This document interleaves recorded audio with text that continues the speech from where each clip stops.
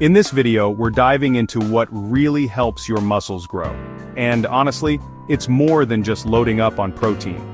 We'll also touch on some factors that slow muscle breakdown, especially as we age or go through hormonal changes like menopause. Myth: you just need more protein to build muscle. Let's clear this up. Yes, protein is important. It's what your body uses to build muscle. When you eat protein like eggs, fish, or meat, your body breaks it down into amino acids. These amino acids are the building blocks your body uses to repair and rebuild muscle tissue. But it's not just about eating more protein. To actually use those amino acids, your body needs certain enzymes, vitamins, and minerals to convert them into muscle. These helpers are essential. Without them, your body can't efficiently turn protein into lean muscle tissue. Key nutrients for muscle growth: the top 2 nutrients most people are missing. Potassium. You need about 4,700 milligrams per day, which is hard to get unless you're eating 7 to 10 cups of vegetables daily. Trace minerals. These are often lacking because, well, modern soils are depleted. Other important nutrients include the fat-soluble vitamins A, D, E, and K, with a special emphasis on vitamins A and D. And let's not forget the B vitamins and vitamin C, which are, crucial for tissue repair and energy metabolism. Why does muscle loss happen even when you're getting enough protein? Well, even if you're eating enough protein, muscle loss can still occur due to other issues. First, let's talk about insulin resistance. Too much sugar and refined carbs can cause insulin resistance. Basically, that's when your cells stop responding well to insulin. This not only blocks glucose from entering your cells, but also amino acids. So that means your muscles just don't get the fuel or building blocks they need. It's common in diabetics, and, it leads to muscle weakness and loss of collagen.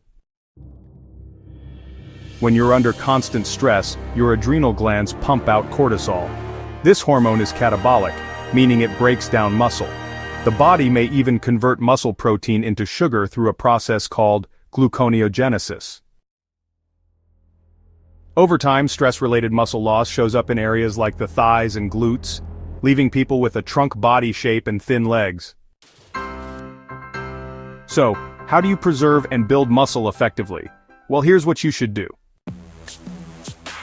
First, practice intermittent fasting. Eating 2 to 3 meals a day with no snacking helps reduce insulin levels. Fasting actually boosts growth hormone, which protects and builds muscle. And, it's best to avoid those small meals throughout the day, because that keeps insulin high and really blocks protein absorption. Next up, choose the right protein sources. Try to avoid constant protein shakes and snacks, since they can spike insulin. Instead, opt for moderate portions of fattier proteins, about 3 to 6 ounces per meal. The fat actually helps lower the insulin spike, which is pretty important. Overeating protein, especially in lean form, can really stress your liver, so yeah, balance is key. Train smart. Long-distance cardio can increase cortisol and actually cause muscle loss. Instead, you'll want to do high-intensity interval training, or HIIT, for short bursts. It boosts growth hormone and helps preserve muscle. Focus on full-body workouts. So, let's talk about sleep and recovery for just a moment. Quality sleep is, honestly, one of the most important things you can do for your muscles. It helps your body release growth hormone, which is absolutely essential for muscle repair and growth. Now, managing stress is, equally important. If you let stress get out of hand, it can raise your cortisol levels, and that can actually lead to muscle breakdown. So keep an eye on your stress levels to protect your gains. Alright, let's go over some common mistakes you really want to avoid. First, eating too much protein and thinking, more is better. That's just not true. Another thing is snacking between meals, even if those snacks are high in protein.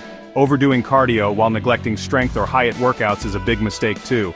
And don't ignore micronutrients like potassium and those trace minerals. They matter more than you might think.